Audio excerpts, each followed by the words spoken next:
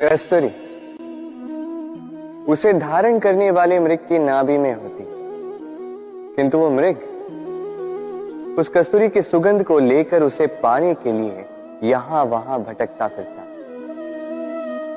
वो मृग उस कस्तूरी को पा अवश्य सकता है यदि वो स्वयं के भीतर झांक के देखे। अब देखिए ना, सुर बांसुरी के भीतर ही होते हैं, बस आवश्यकता है तो उसे खोजने के प्रयास की, अविरत चेष्टा। ठीक इसी प्रकार होती है हमारी शक्ति जो हमारे भीतर छिपी। सोचिए, जब परमात्मा स्वयं हमारे भीतर है तो हम उन्हें बाहर क्यों ढूंढें? हम स्वयं के भीतर तब झांकते हैं जब दूसरों से सहायता की अपेक्षा ही समाप्त हो जाती। तो जीवन में किसी की सहायता के लिए आस लगाए मत बैठिएगा, स्वयं अपना सहायक बने। रणभूमि में आपको अच्छा सारथी मिल सकता है, किंतु जीवन की इस यात्रा में आप ही को आपका सारथी बनना होगा। राधे राधे। राधा के साथ जब मैंने पुष्पों की होली खेली थी तो आनंद कुछ और ही था। पुष्प यानी फूल उन पर बरसाए जाते हैं जो विजयी होकर लौटते हैं, जिनके कदम शुभ होते हैं, जो पावन होते हैं। अब जो प्रेमी अपनी प्रेमी का हृदय जीत ले, उससे बड़ा बलि कौन? जो अपने आगमन से हमारे जीवन की धारा बदल डाले, उससे अधिक शुभ कौन? अब जो आकर हमारी मन की पीड़ाओं को निकाल कर उसमें प्रेम के रंग भर दे, तो उससे अधिक पावन कौन?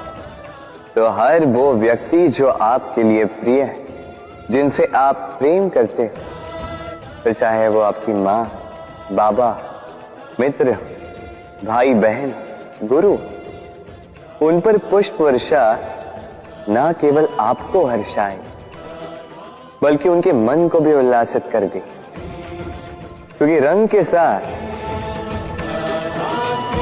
जब सुगंध मिल जाए तो आनंद 2 गुना नहीं 100 गुना हो जाता है। राधे राधे। इस फल को देख रहे हैं आप? सब जानते हैं कि इस फल से निकला बीज एक नए वृक्ष को जन्म देगा। जो नया वृक्ष इसी प्रकार के फलों को जन्म देगा। परंतु क्या कभी आपने ये सोचा, फल और बीज का संबंध इतना गहरा है, किंतु वृक्ष की जड़ों और वृक्ष की शाखाओं में इतनी दूरी क्यों है? क्योंकि दूरी आवश्यक है। यदि आप किसी को अपने साथ सदा सदा के लिए रखना चाहते हैं तो उनसे दूरी समय समय पर आवश्यक है, क्योंकि ये दूरी ही है जिसके कारण आपको आपके साथी के महत्व के विषय में ज्ञात होता है। ये दूरी ही है जिससे आपको और प्रेरणा मिलती है कि उनसे फिर से मिले। इसलिए स्मरण रखिएगा, दूरियां कदापि बुरी नहीं होती। फल से बीज की ये दूरी ही नए फलों के निर्माण का कारण बनती है। प्रेम की असली परख होती है इन दूरियों से। तो दूरियों से भी प्रेम करें और प्रेम से कहें राधे।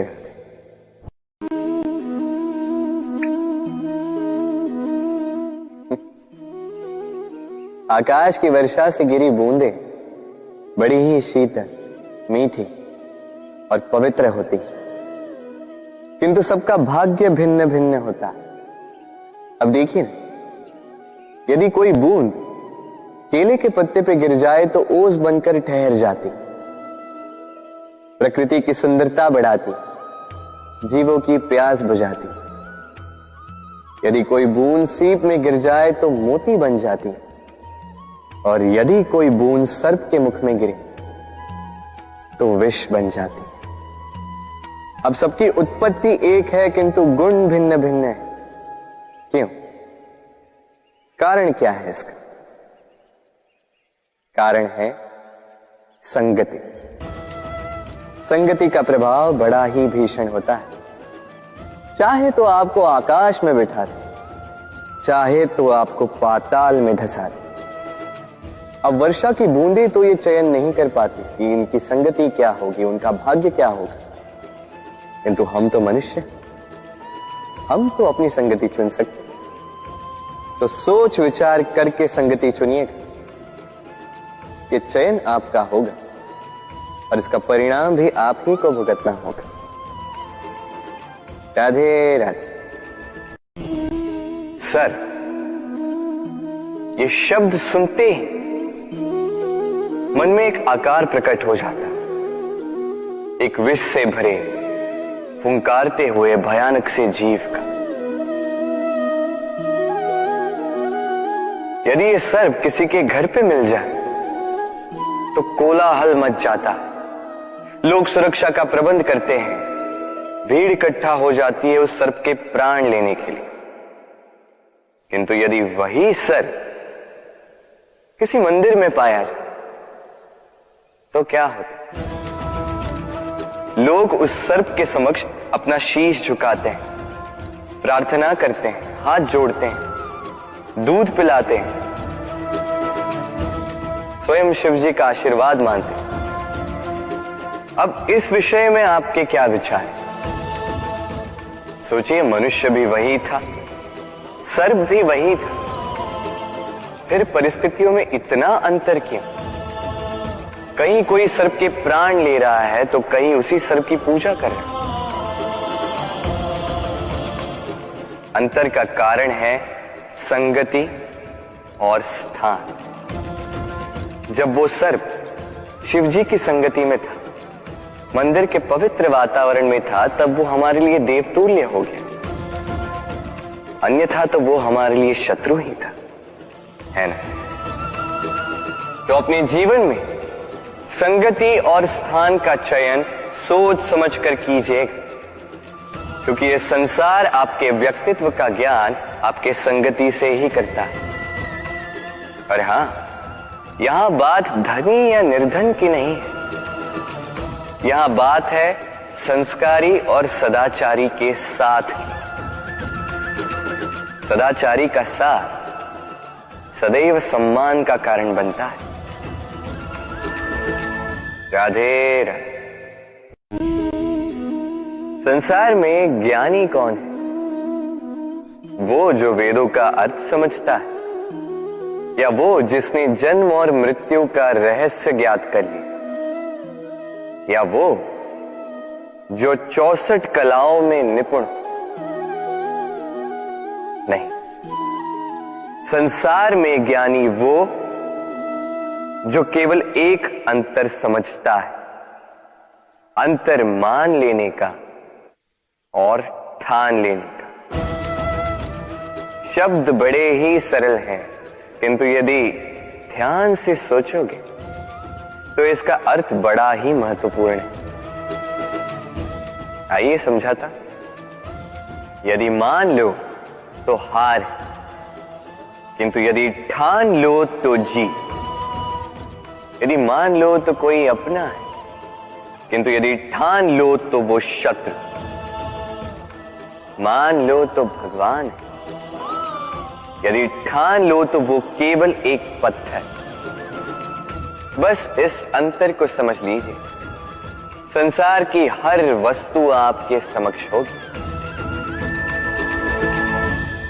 राधे राधे। दृष्टि प्रकृति द्वारा दी गई मनुष्य को सबसे बड़ी भेंट। वो दृष्टि जिसके कारण मनुष्य इस संसार को देख पाता है, अपने मार्ग को देख पाता है। किंतु संसार में दृष्टि पाकर भी सभी महान नहीं बन जाते, प्रसन्न नहीं हो पाते। प्रसन्न केवल वो होते हैं जिनका दृष्टिकोण शुभ होता है। अब जो गुलाब में कांटे ढूंढते हैं वो अवश्य ही अपने हाथों को उन कांटों से घायल कर जाते हैं, क्योंकि उनकी दृष्टि केवल कांटों तक ही सीमित रहती है। किंतु सुगंधी बनाने वाले पंखुड़ियों को तो ढूंढ ही लेते हैं। क्यों?